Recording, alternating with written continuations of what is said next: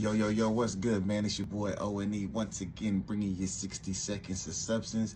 Today we're coming out of the book of Matthew, chapter 5, verses 27 and 28, talking about adultery. You have heard that it was said to those of old, you shall not commit adultery. But I say to you that whoever looks at a woman to lust for her has already committed adultery with her in his heart. And so this is part of Jesus's Sermon on the Mount.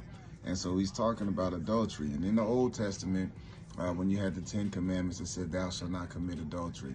And now most of us will take it literally to the point where we don't feel like we're committing adultery unless we actually commit the act of fornicating or having sexual relations with somebody other than our spouse. And so what Christ is saying is that, look, yes, the act is adultery, but even thinking about it. So when you have the intent or the desire in your mind to commit adultery or to have sexual relations or encounters with somebody that doesn't belong to you, somebody that's not your spouse, then you've already committed adultery.